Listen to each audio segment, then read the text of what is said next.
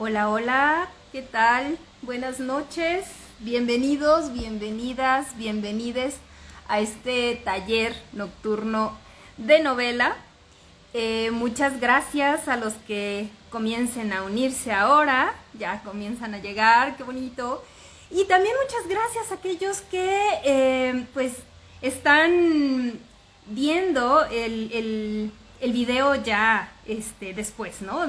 Ya que se publica en mi página de Instagram, pueden encontrarlo, pueden encontrar también el de la sesión anterior. Esta es la quinta sesión del taller nocturno de novela y lo vamos a dedicar a platicar acerca de este tema fundamental para la escritura de novelas, que es la estructura. Hola, hola a todos los que están llegando, qué bonito, bienvenidos de nuevo. Y bueno, estoy muy contenta de estar acá porque de verdad que me entusiasma muchísimo empezar a generar una especie de comunidad, un lugar seguro, un lugar confortable, un lugar bonito para conversar acerca del tema de la novela, de la escritura de la novela, porque escribir novela no es nada fácil. Y los que están aquí, que se van uniendo, que seguramente están escribiendo un proyecto de novela o han sentido alguna inquietud por escribir, pues se habrán dado cuenta de que se necesita cierto acompañamiento. No podemos escribir solas, solos, soles, no está bien. La novela es demasiado demandante, es proyectos que llevan años de trabajo y a veces pues tenemos una comunidad pequeñita, reducida, los amigos a los que les damos a leer, y eso es perfecto, eso es ideal. Y ya decíamos que conforme avanzan la cantidad de páginas de nuestra novela, nos vamos sintiendo cada vez más solas, porque pues no está como que tan fácil darle a leer a nuestros amigos 200, 300 páginas, y nos sentimos empantanados en ese universo que estamos construyendo. Y yo creo firmemente que es muy necesario abrir un espacio como este para conversar primero acerca de los temas técnicos, ¿no? De temas como que también podemos consultar últimamente pues hay miles de materiales en internet sobre todos estos temas, súper bien explicados, pero la diferencia aquí, el rasgo particular de este taller nocturno de novela, de estas sesiones abiertas, teóricas del taller nocturno de novela, pues es dar una perspectiva un poco más práctica. Sí, la parte técnica, pero cómo se lleva a cabo, de qué se siente estar escribiendo, qué se siente estar pensando en estos temas, como el de hoy, la estructura. Y luego les quiero proponer, y aquí les invito a todos a comenzar ahora sí, ¿no? Con la parte del acompañamiento más cercano, porque, bueno, les cuento un poco los antecedentes. Las primeras 3 sesiones que encontrarán en YouTube fueron en sala de Zoom, ¿no? Las hicimos por Zoom y era súper lindo poder tener como una parte teórica y al final una parte en la que pudiéramos conversar y abrir, ¿no?, micrófono para quien quisiera preguntar, exponer sus inquietudes y hablar. Yo estoy escribiendo una novela, yo estoy leyendo esto y me parece que funciona, no funciona, estoy atrapada aquí, estoy atrapado allá. Y bueno, al pasar al modelo live, que me parece mucho más versátil para hablar acerca de los temas, para hacer la exposición de los temas, pues perdemos un poco esa facilidad para abrir el micrófono y entablar el diálogo. Y a mí la verdad me hace mucha falta, porque el objetivo de este taller nocturno de novela no es únicamente estar hablando yo como perico acerca pues de estos temas y de las consideraciones y de la experiencia que yo más o menos ahí he podido tener con algunos de estos temas, sino interactuar con ustedes y saber qué están pensando y también sentirme acompañada en la escritura. Entonces extraño mucho esas interacciones y lo que les quiero proponer es que hagamos 2 sesiones por mes. La segunda semana, el segundo jueves de cada mes, realizamos estos lives en los que se aborden temas teóricos de manera breve. Tampoco me quiero extender ahí 3 horas dando santo y seña de todo esto, porque les digo que son temas que pueden ustedes mismos consultar en cientos de libros y en otros lugares, ¿no? Hay videos de YouTube, hay TikTokers especialistas en narratología, etcétera. Y la tercera semana de cada mes, dedicarla a reunirnos en una sesión de Zoom, que les mandaré las instrucciones en mi ya postearé un cartelito con las instrucciones, porque me gustaría que se inscribieran y vieran así como el horario que se va a ser también completamente gratuito, porque es importante que sea accesible a todo el que quiere escribir una novela, pero que sea a puerta cerrada, ¿no? Estas sesiones de live sí estarán publicadas en mi muro y las otras no las vamos a grabar. Va a ser como grupo de autoayuda, ¿no? Como grupo de superación de problemas personales, así de, sí, yo estoy sufriendo de bloqueo creativo en este momento, no he podido escribir en 3 semanas porque tengo mucho trabajo, y sentirnos acompañados, ¿no? Creo que es muy importante. Entonces, hagamos esto, complementemos las sesiones, estas sesiones teóricas con las sesiones de acompañamiento el tercer jueves de cada mes. Entonces, la siguiente semana, si están de acuerdo, la siguiente semana de hoy en 8, nos reunimos en Zoom, pero el enlace se los voy a compartir una vez que se suscriban. Entonces, les comunicaré el mecanismo de suscripción en mis redes sociales, y ahí se suscriben de manera libre, abierta y gratuita, pero por suscripción, para que tengan acceso a ese enlace únicamente las personas que quieren participar. Y es muy importante crear comunidad en torno a esto, ¿no? Saber que nos estamos acompañando, reconocerlos. Para mí es muy importante reconocer a los que están del otro lado, ¿no? Que están haciendo cierta frecuencia, cierta recurrencia, que ya han estado aquí en estas 5 sesiones, y eso también es importante, ¿no? Saber que son ustedes los que están ahí, conocer sus proyectos y darles como cierto seguimiento y pues acompañamiento, ¿no? Y que me acompañen, así como me acompañan también ustedes. Bueno, para no extendernos más, entremos en materia de la estructura. Y antes de eso, bueno, salud, a estas horas de la noche. Por eso es taller nocturno de novela, necesitamos ya un poquito de... Así que sírvanse su traguito, sírvanse una cervecita, apapáchense, tomen un respiro, y que esta sesión sea un pretexto para tomar un respiro y dedicar unos minutitos del día a este tema que nos apasiona. Bueno, comencemos a hablar de estructura, que de acuerdo con una definición muy obvia y muy simple, se puede entender como el orden y la disposición de los sucesos de una novela, ¿no? De los acontecimientos de una novela. Podemos tener este orden lineal de una historia. En la historia suceden los acontecimientos de manera cronológica, pero no siempre narramos de manera cronológica. De hecho, menos de las veces narramos de forma natural y orgánica, ¿no? Cuando estamos en el chismecito, no, bueno, para esto me dijo Lupita, pero antes de que sucediera tal cosa, sucedió otra, ¿no? Y vamos, regresamos, estamos todo el tiempo haciendo como cambios de esa temporalidad, y vamos como en curvas, y eso es muy sabroso también. Entonces, una historia tiene una cronología, y esa cronología la podemos abordar de diferentes maneras. Esas diferentes maneras en las que podemos abordar la cronología de una historia es la estructura de la historia, de qué manera se disponen.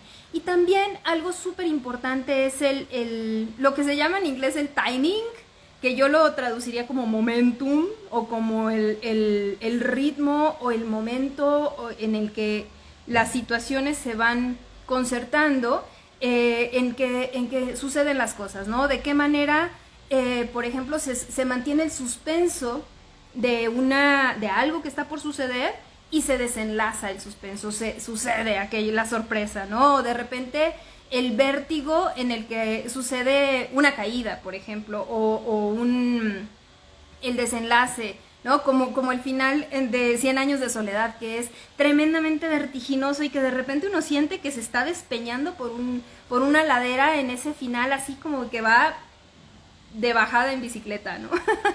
Entonces, ese ritmo también tiene que ver con la estructura. Y bueno, hablábamos de cronología y hablábamos de orden.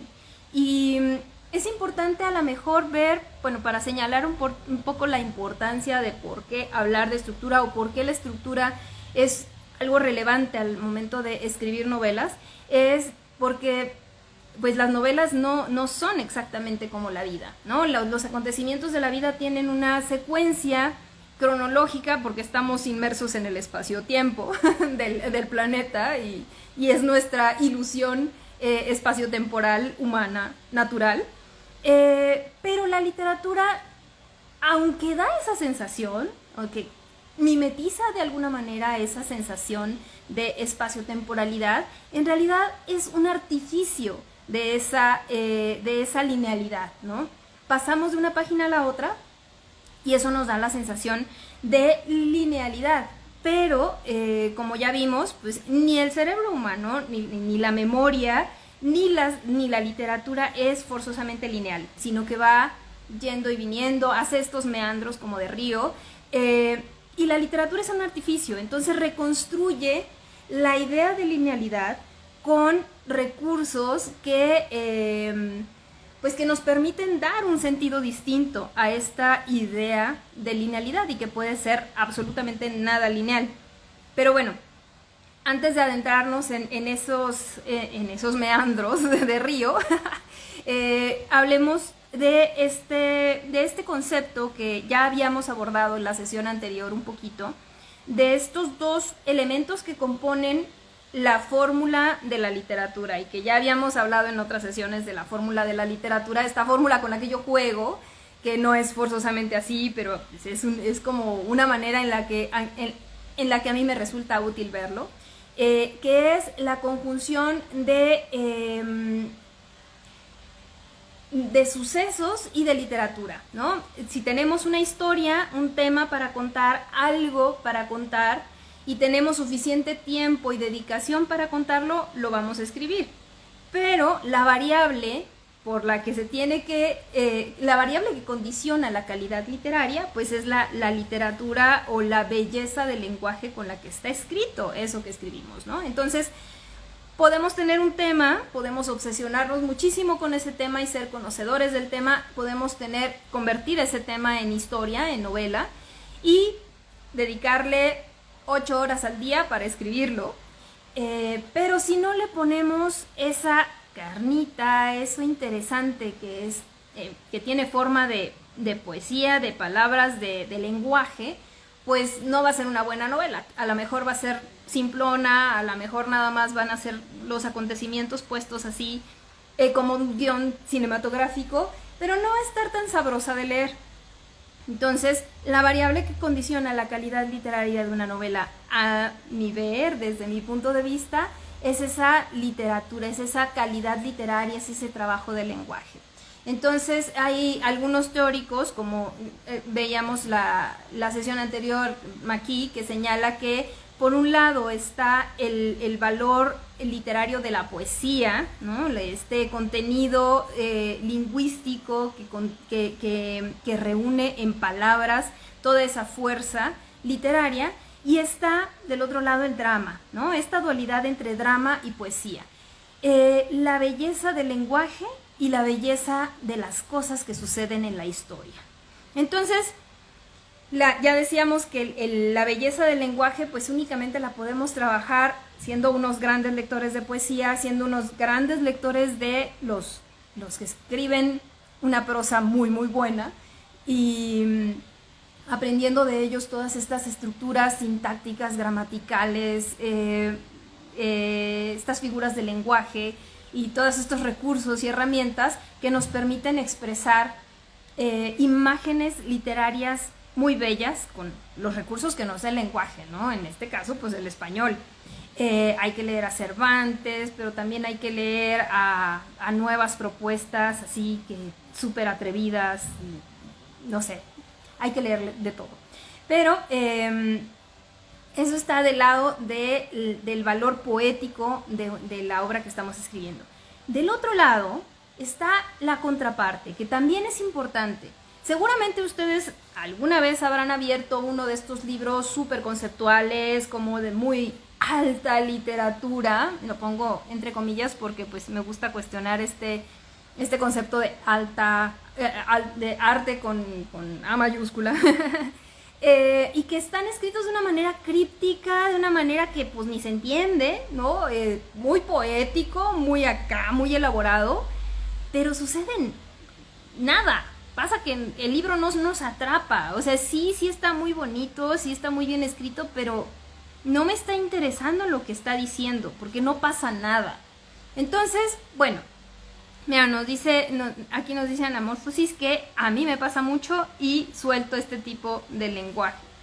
Mucho ese tipo de lenguaje. A mí me pasa también. Si un libro aunque esté súper elaborado, a veces me esfuerzo por quedarme en esos libros para ver qué están haciendo con el lenguaje, porque también me parece interesante. Pero si el libro las acciones de los personajes no me dicen nada, si siento que no me está llevando a ninguna parte y siento que, bueno, pero es que ¿qué pasó? ¿Qué está pasando, no?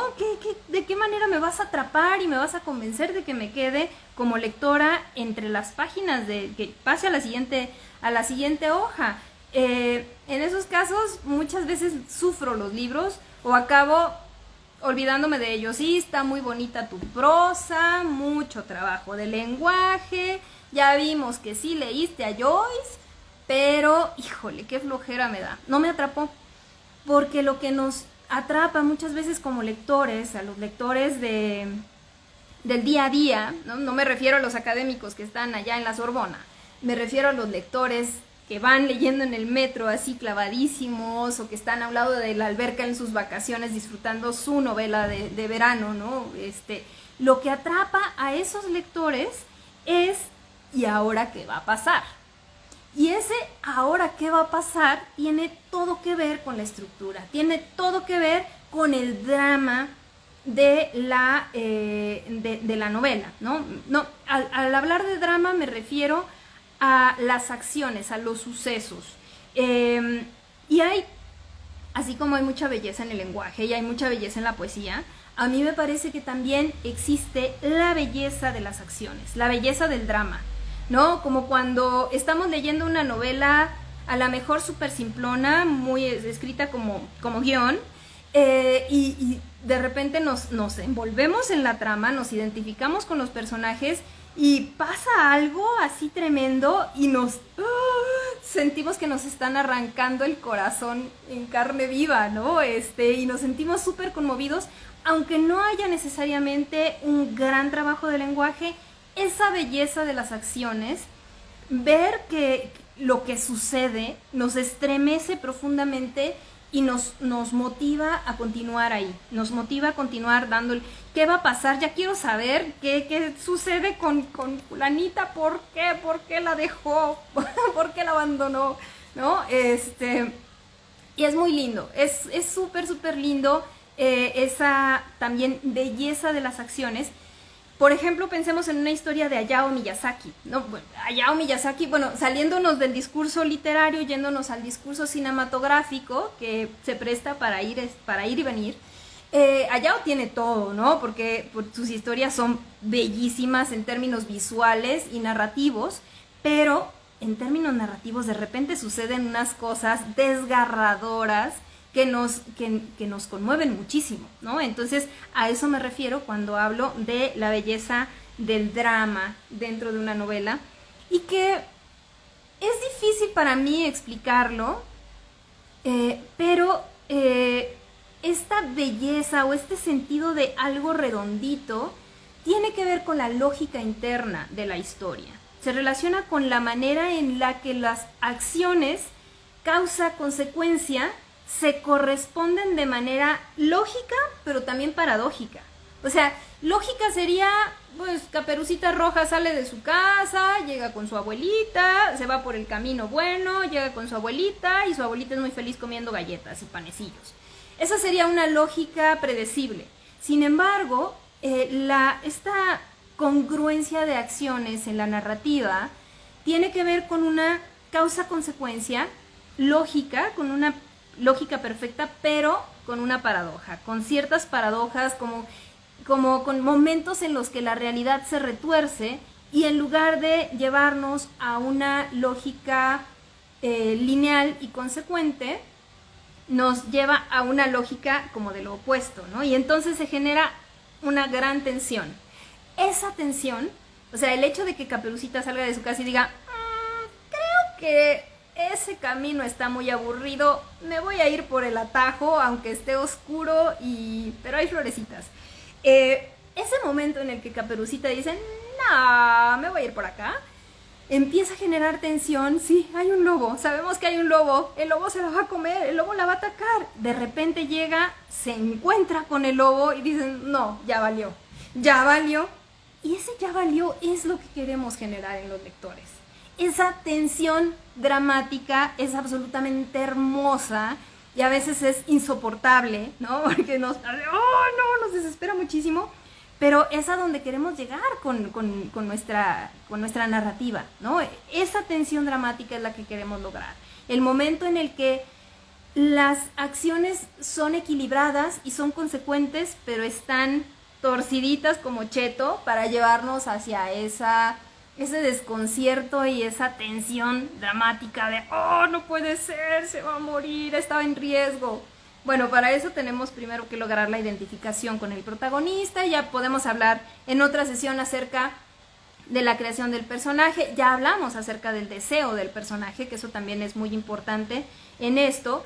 Y también es importante decir que todos los elementos de los que hemos hablado están unidos entre sí, ¿no? Tanto la estructura como el deseo del personaje, como el tema, todo va unido, ¿no?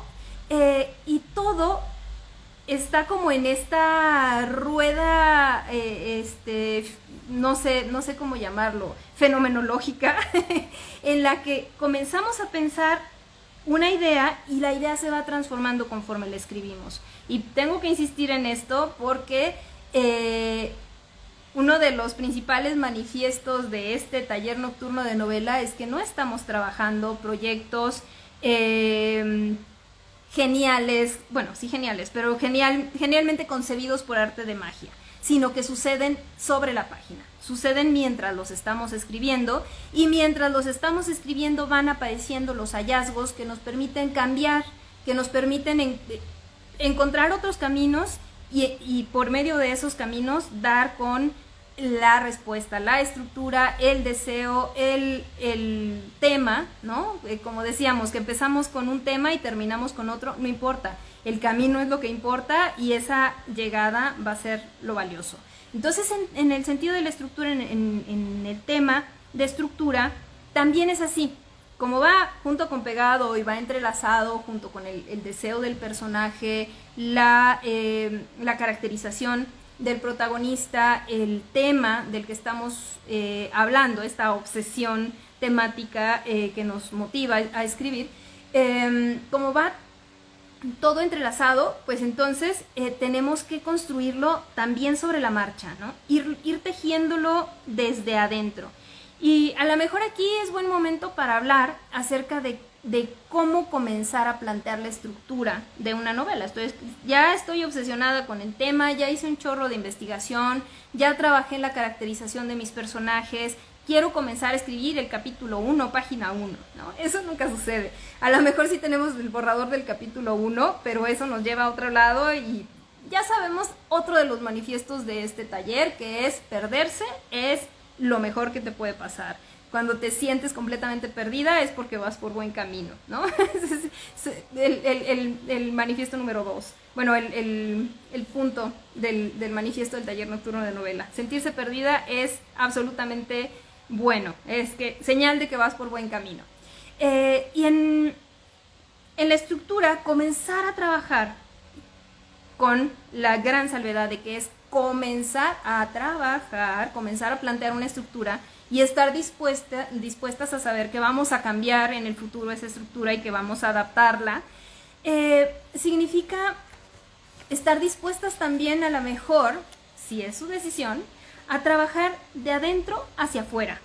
Esto es algo que yo aprendí en el seminario de Maki, ¿no? Que lo tomé hace muchísimo tiempo, pero esa es una de las cosas que aprendí con Maki, que muchas personas toman algunos de estos manuales de narratología o de narración, de narrativa cinematográfica, que son súper útiles, y toman uno de estos manuales y dicen, claro, ya tengo la estructura de mi novela, voy a empezar capítulo 1, fulanita sale de casa, capítulo 2, y entonces estructuran toda su escaleta y ya dicen, ya, listo, tengo la novela. Y ese es el momento en el que se empiezan a dar de topes, porque cuando escriben, o cuando empiezan a tratar de escribir el desarrollo de esos capítulos, se dan cuenta de que la cosa no termina de cuadrar completamente.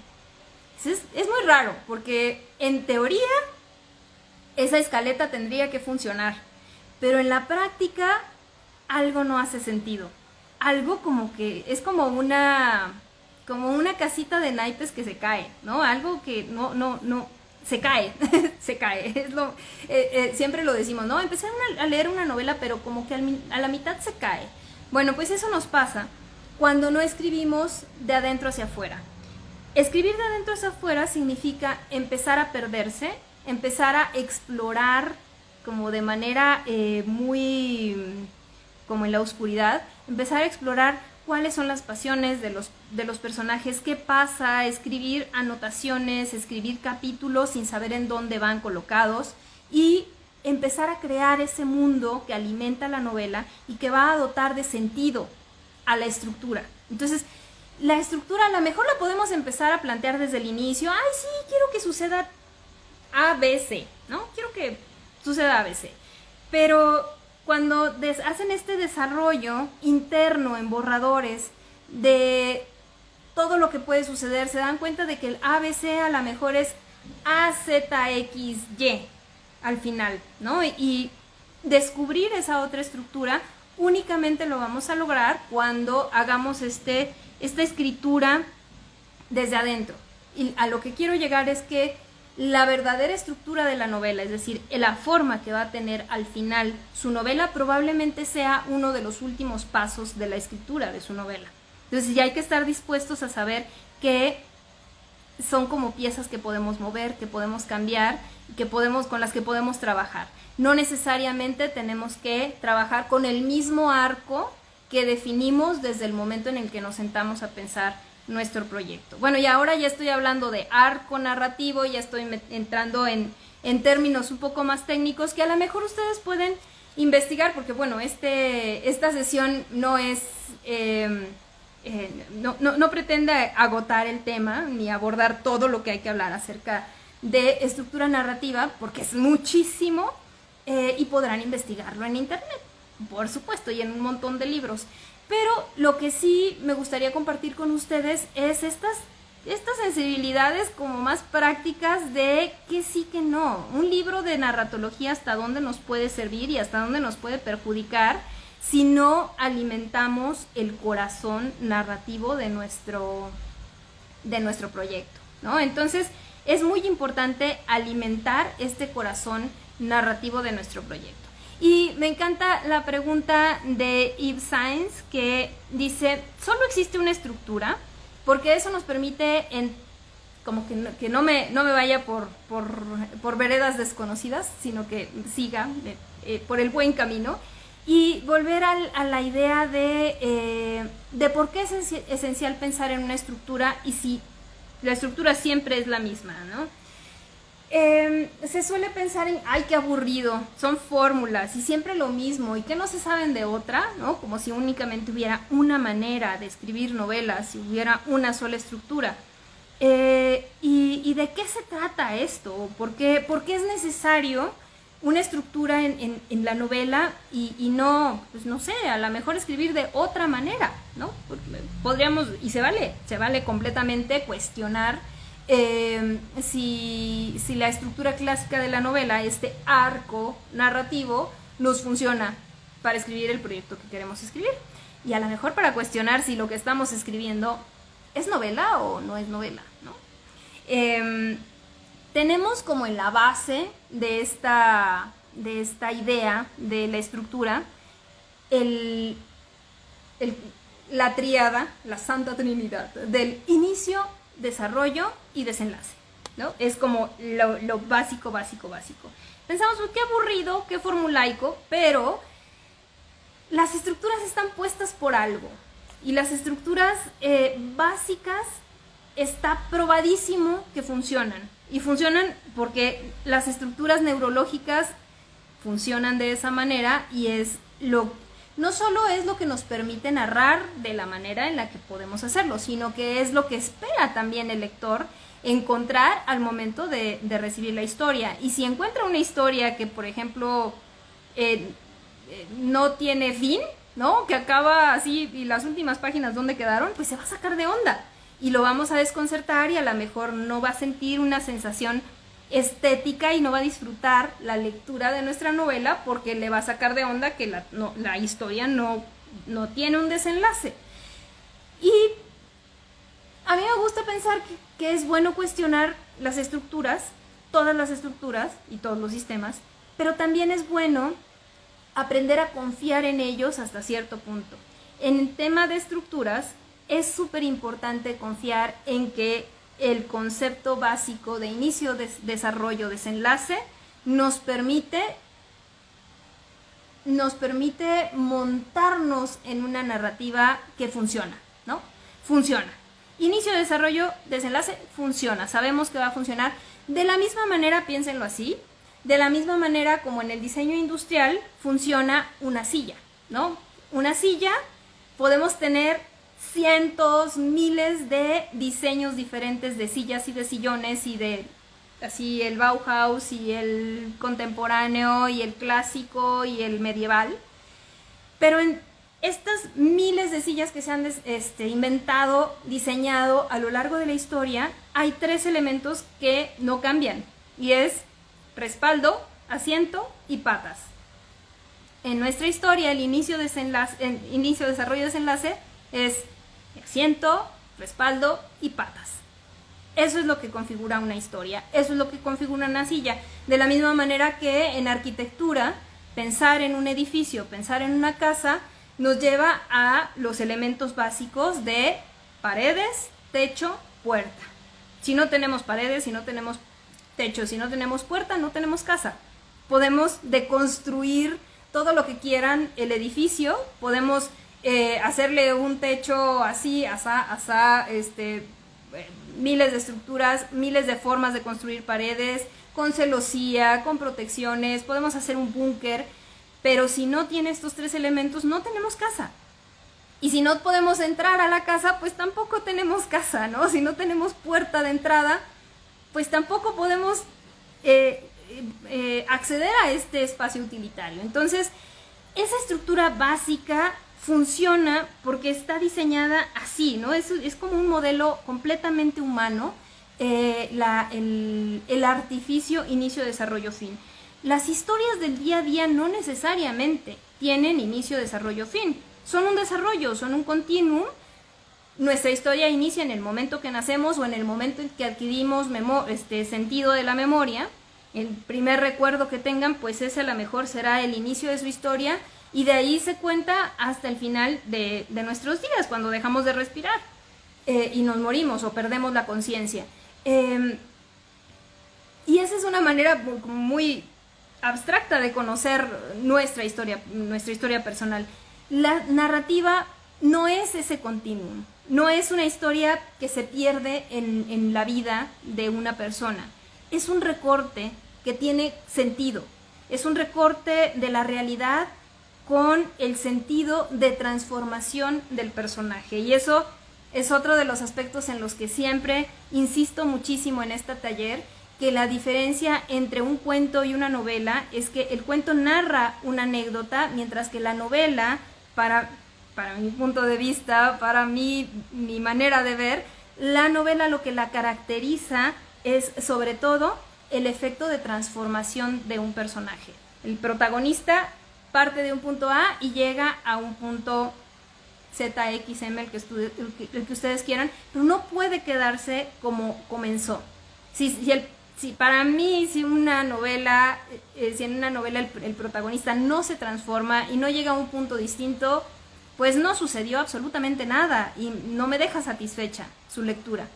Puede ser todo lo conceptual que quieran, puede ser muy rara, podemos empezar por el final, podemos empezar podemos deconstruirla en fragmentos, pero en el centro siempre tiene que ocurrir la transformación del protagonista o de la protagonista. Y esa transformación es lo que le da sentido unitario a la novela. No es una historia de vida que se pierde del nacimiento a la muerte, sino es una unidad en la que se narra la transformación de un protagonista. Y ese protagonista no tiene que ser una persona de carne y hueso o un humano, puede ser una ciudad, puede ser un pueblo, puede ser un personaje colectivo, puede ser una entidad muy, muy diversa, ¿no? No necesariamente hablamos de protagonista cuando hablamos de ella o de él, un sujeto con dos pies. Entonces, bueno, ese cuerpo de la novela, ese cuerpo narrativo, creo yo que sí debe contar con esos elementos básicos. Inicio, desarrollo, fin. Esa estructura tiene que ser constante para que funcione. Funciona. No importa cómo si empezamos a contar desde el final, no importa que empecemos a contar desde el desarrollo, no importa que el inicio sea muy breve, podemos hacer todas las variables que quieran, como las variables de sillas que ha habido a lo largo de la historia o las variables arquitectónicas de una casa. Lo que sí creo que importa muchísimo es permitirnos explorar esa estructura, confiar en ella, ¿no? Confiar en que va a funcionar. Y hablamos del término de esta metáfora del cuerpo de la novela, y también nos permite explorar el tema de la estructura comparada en una especie como de analogía con el cuerpo, porque al igual que un cuerpo de piel y de huesos, la novela tiene como una serie de sistemas, ¿no? La estructura de una novela está armada en series de sistemas. Así como en un cuerpo pues está formado de miembros, y esos miembros tienen órganos, y esos tienen sistemas, ¿no? Primero están los muchos sistemas que nos conforman, y esos sistemas están conformados por órganos, y esos órganos están formados por tejidos, y esos tejidos están formados por células, ¿no? Ya regresé a la primaria, me encanta esa clase de biología en la que hablan sistemas, células, órganos, tejidos. Y eso es lo que conforma un cuerpo. También en el cuerpo de la novela, esas células que podrían ser las palabras se unen y se cohesionan para formar los tejidos que pueden llegar a ser los párrafos, y esos tejidos tienen que interactuar en su función precisa para conformar los capítulos que pueden llegar a ser estos órganos, y esos órganos forman sistemas, y esos sistemas tienen su manera de funcionar, ¿no? Entonces es una metáfora, una analogía que nos sirve para entender de qué manera estamos estructurando una novela en su textualidad, ¿no? Ya no tanto en su arco narrativo, sino en ir deconstruyéndolo hasta llegar a las palabras que conforman la historia que estamos escribiendo. Entonces, verla así nos permite entender que cada palabra puesta ahí, cada célula es indispensable y tiene que tener suficientes cantidades de oxígeno y de nutrientes y de químicos. Tiene que ser precisa tiene que ser preciso su lugar dentro de su sistema para funcionar. De la misma manera sucede en la novela. Entonces, como no podemos tener el estómago acá y el cerebro en una pompa, sería un poco incómodo a la hora de sentarnos. De la misma manera tenemos que analizar de qué forma organizar o disponer cada uno de los sistemas que conforman nuestra novela, ¿no? Y la novela es un cuerpo extraterrestre, si lo quieren ver así, porque no tiene por qué ser un cuerpo uniforme con cabeza, tronco, piernas. Podemos hacer toda clase de experimentos y Frankensteins divertidos, porque se presta para ello la novela. Es muy, muy libre, pero sí es importante que sepamos de qué manera están funcionan estos sistemas dentro de este gran organismo y cómo entran en concierto para hacer que funcione la maquinaria dentro de esta estructura súper básica que parece como de kinder, inicio, desarrollo, desenlace. Lo podemos decir así de sencillo, y a la hora de escribir no sabemos ni dónde comienza el final, ni dónde, o sea, nos perdemos muy fácilmente. Así, o sea, tenemos 3 elementos y con esos 3 elementos nos da para hacernos unas borucas tremendas. Amerita otro traguito. Y bueno, nos seguimos entonces, nos quedamos, digamos, hacemos corte de caja con inicio, desarrollo, desenlace. Y este inicio, desarrollo, desenlace nos da para especular un montón, ¿no? En el trabajo de la novela. A lo mejor, como punto de partida, porque regreso a la pregunta que hice hace como 15 minutos, de cómo le hago para comenzar a estructurar mi novela, y les decía, bueno, comenzamos a estructurar sin pensar tanto en la estructura, sino alimentando el conflicto, alimentando otros elementos de la novela, ¿no? Alimentándola que surja desde los borradores, desde las notas, que de ahí, que de ese desarrollo de tentativo de la novela, de ahí sea que nazca la necesidad de la estructura. O sea, claro, a este personaje ya le pasó de todo en la vida, lo que necesita, ahorita está en este punto, está muriéndose en el hospital, y lo que necesita es contar su historia con las lagartijas.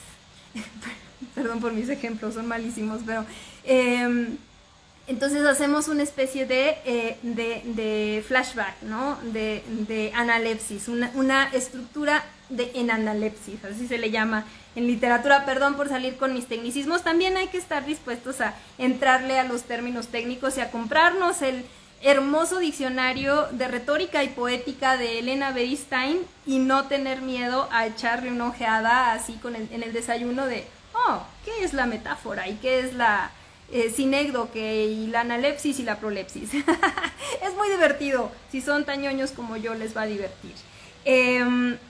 Entonces, hablábamos del punto de partida, y creo que después de que tenemos que alimentamos al monstruo de la novela, y que el monstruo de la novela nos dice cómo se quiere acomodar, qué cara tiene, y le vamos encontrando forma, lo obvio, creo, es reconocer un punto de partida. Si por algo queremos empezar, es por reconocer en qué punto se encuentra nuestro protagonista o nuestra protagonista, en qué punto temporal, espacial, ¿no? En dónde está parado, dónde está situada nuestra protagonista, desde dónde cuenta la historia, aunque no vaya a contarse así al final de cuentas, pero necesitamos primero tener una especie de visualización de la línea cronológica de los hechos. Y creo que es muy saludable como novelistas, para no volvernos locas, tener en la pared de nuestro estudio una línea cronológica de la novela y una línea de los elementos que vamos a de la escaleta, de cómo se va a ir ordenando o disponiendo la novela. Creo que es necesario tener estos 2 niveles de narración para no perdernos, porque a lo mejor empezamos por la estructura, ya sé qué va a pasar en el capítulo 1 y en el capítulo 2, y ya sé cómo va a terminar. Ajá, pero cuando se empiezan a complicar las cosas, se nos empiezan a enredar las agujetas, y es ahí donde necesitamos tener muy claro qué fue antes y qué fue después. Entonces creo que como ejercicio saludable sí podemos plantear una línea de tiempo de cómo sucedieron las cosas, aunque esa línea de tiempo no se vea en el relato final, no se vea en la hoja, en la versión final de la novela, pero sí sirve mucho tenerla a la mano.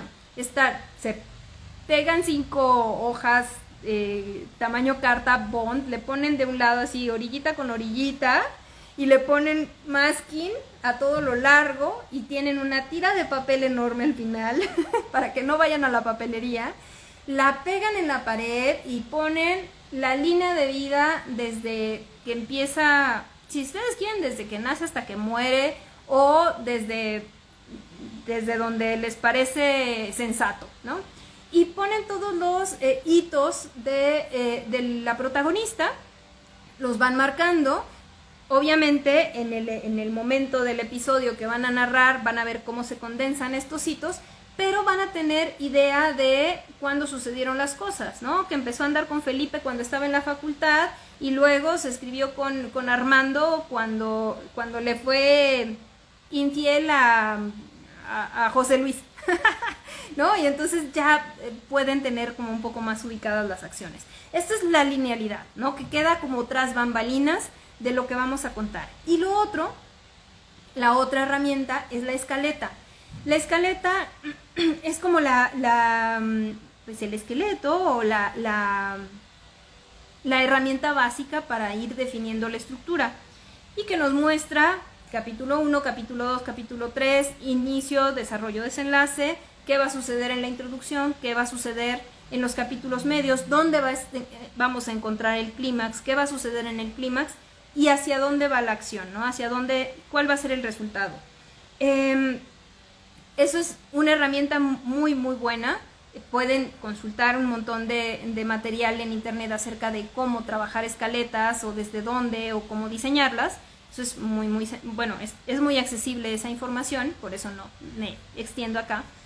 Pero el tip que sí les quiero dar es que para la escaleta no utilicen hojas pegaditas así, línea con línea, o no escriban con pluma.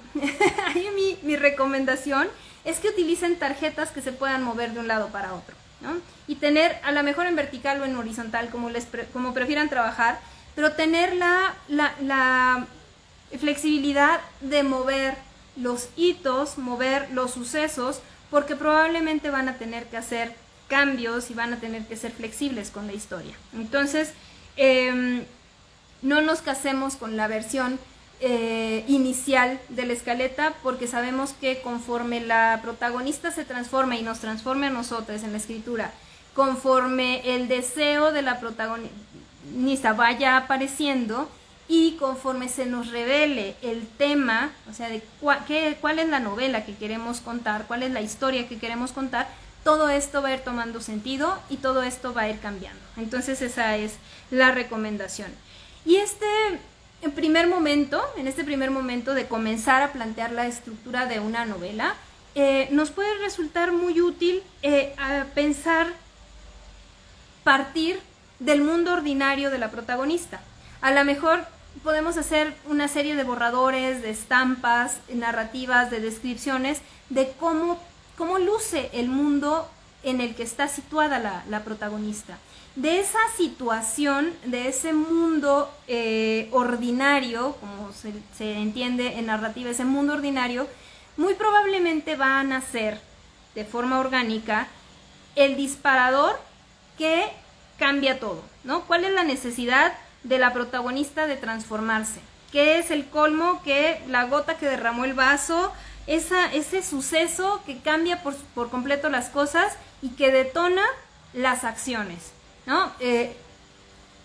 Frodo está muy a gusto en la comarca, hay una fiesta, el pastito verde, luminoso, el solecito, las cabañas, estas así cubiertas de pastito en el techo, alguien hornea pan, hay fruta, todo es maravilloso.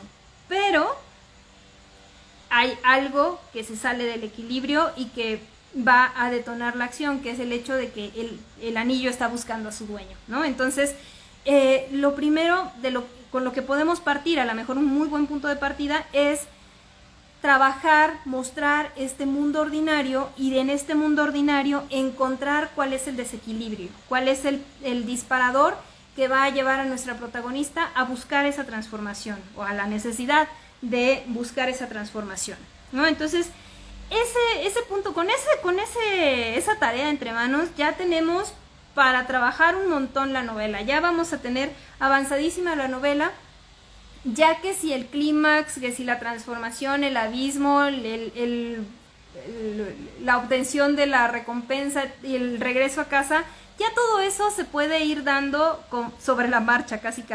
Y con todas estas menciones, hago referencia a una de las estrategias como más socorridas y más útiles también de la narratología, que es el arco clásico del héroe, ¿no? Que lo pueden consultar también en internet y que hay muchísima información sobre el arco del héroe, que prácticamente todas las novelas lo abordan o lo atraviesan de alguna manera, aunque ya hablábamos de esto a la hora de hablar del conflicto, pues se ha como corrompido mucho, ¿no? Como que se ha manoseado tanto en una versión súper comercial, súper obvia de este círculo que completa el héroe o el protagonista de nuestra novela, que se vacía de sentido.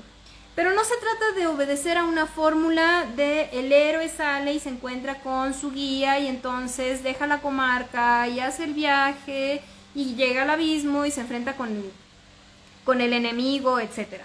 No se trata bueno, si quieren hacerlo así también, es completamente válido, pero en una novela literaria me parece que uno se puede apoyar en este viaje del héroe, en esta estructura clásica, y puede ser muy funcional, pero siempre y cuando no se vean las costuras, siempre y cuando se vea como que está desde el inconsciente, ¿no? Que así funcionan las cosas, pero en un grado muy basal, muy inconsciente.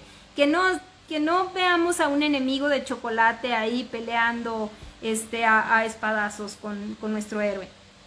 Aunque si van a escribir una novela de fantasía clásica, seguramente este viaje del héroe les va a servir muchísimo. Y necesito un traguito más para la garganta. Bueno, vamos a ir cerrando esta sesión porque hay muchísima información, pero no nos da la vida para hablar acerca de todo lo que podríamos hablar acerca de estructura, y únicamente mi objetivo acá es darles algunas recomendaciones. Igual, súmense a la sesión de la siguiente semana para ver algunas dudas particulares que tengan, pero sí quiero responder a la duda que escribe aquí Guadalupe, que es una de nuestras consentidas del taller nocturno de novela, que siempre está con nosotras. Muchas gracias, Guadalupe, por estar ahí siempre, que nos pregunta cómo ubicar la hibridación en este cuerpo, ¿no? Pues ya decíamos que podía ser como un marciano, o sea que no tiene por qué ser un cuerpo uniforme, ¿no? Podemos construir cuerpos como plantas o cuerpos, o sea, así como las plantas son muy diferentes de nosotros, también las novelas pueden llegar a tener sus tejidos y sus órganos en otros lugares. Entonces, yo siempre digo esto de que la hibridación es bueno, y entre más revuelto esté el asunto mejor, porque es como la composta, ¿no? Entre más mezcla, más nutritivo, y lo vamos a procesar y al final de cuentas va a salir algo mejor. Entonces, no sé si te refieres exactamente a la hibridación entre géneros o a la hibridación entre recursos, porque las novelas contemporáneas suelen ser novelas fragmentarias, en el sentido de que toman muchos recursos y muchas voces de diferentes registros.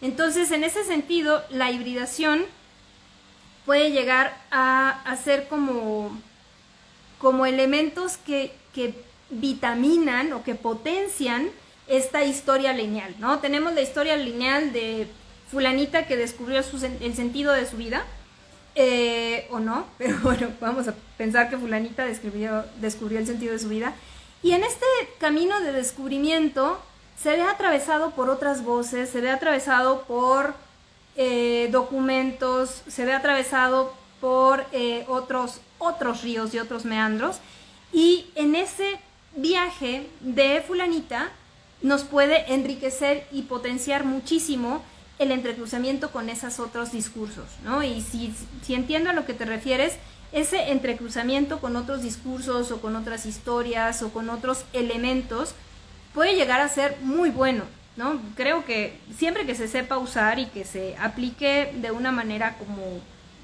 con un sentido estético y con un sentido que obedezca a los fines de la historia, puede enriquecerla mucho y puede potenciarla mucho. No sé si contesté, pero pero confío en que nos veremos la semana entrante, el jueves, si puedes estar ahí, podemos hablar más acerca de este tema y ahí ya podré escucharte largo y tendido. También Brendara nos pregunta, ¿el protagonista debe decidir transformarse o puede ser algo que le sucede? Puede ser cualquiera de las dos. Bueno, siempre es bueno que haya algo de voluntad, porque es muy socorrido, y eso yo lo he tenido que descubrir a la mala con mi propia escritura, que es muy socorrido esto de le pasan cosas y pues ni modo, la vida lo lleva, ¿no? Se le cayó la casa encima y entonces se tuvo que salir, vino la inundación y llegó, pero no pudo, y entonces como que la vida va llevando al personaje, pero siempre es valioso, aunque estos elementos climáticos catastróficos o giros del destino son valiosísimos para generar tensión en la trama y generar conflicto y de, ay, ¿qué le va a pasar? Ya se le cayó la casa encima y ahora ¿qué va a pasar? Son muy valiosos estos elementos catastróficos, pero hay que tener en cuenta que le restan cierta voluntad a los personajes y no debemos perder de vista la voluntad. Entonces, que en algún momento se vea que aunque la vida va llevando al personaje, la casualidad y el destino lo va llevando por caminos insospechados, que también muestre su voluntad, que muestre que está tomando decisiones, ¿no? Que no nada más es que la vida lo lleva de la manita y él va así como flotando sin meter las manos, que se vea que toma acción y que muestra su voluntad y que toma decisiones, y eso le da más profundidad a lo que sucede a final de cuentas, ¿no? Porque lo que pasa en realidad en la vida son en muy buena medida decisiones que tomamos y que a veces no terminamos de asumir, pero es muy bueno que se transforme a partir de sus decisiones en mezcla con lo fortuito, ¿no? Bueno, veré si hay alguna pregunta más. Bueno, parece que no hay más preguntas. Entonces, platicamos más, bueno, los escucharé, me encantará escucharlos el siguiente jueves, les mandaré pondré en mi Instagram un cuadrito con las instrucciones de cómo suscribirse, porque todavía no lo tengo claro, la verdad, no sé cómo funcionan los formularios de Google, pero por medio de este mecanismo, sistema, lo que sea, les mandaré el enlace de Zoom para que nos conectemos de hoy en 8 y escucharles y poder hablar acerca de todas sus dudas. Recomendaciones bibliográficas son las mismas básicamente de la sesión anterior. Ya habíamos comentado acerca de Saves the Cat Writes a Novel, no me acuerdo de la autora, pero si lo buscan en Amazon ahí lo encuentran. Salva al gato escribe una novela, creo que así se tradujo. El guión de Robert McKee y el guión de John Truby. Esos son como mis gurús, mis principales gurús. Hay cientos de libros más. Hay cientos de libros súper útiles, hay muchos autores que se dedican a la narratología y hay muchos divulgadores también que así en videitos como hablan acerca de herramientas de narratología valiosísimas y que son súper útiles. Entonces pues ahí le pueden entrar. Pero para ponerlo ya sobre la práctica y darnos de topes, pues más vale reunirnos a platicar el jueves entrante en el taller nocturno de novela, no se lo pierda. Y acá tendré el placer de escucharlos y también me gustará escucharles para saber qué tema abordamos en la sesión entrante, si nos vamos sobre el personaje o si nos vamos sobre la fragmentariedad o si nos vamos sobre algún otro aspecto que ustedes quieran abordar, ¿vale? Los escucho entonces. Muchísimas gracias por acompañarnos y nos vemos muy pronto. Besitos.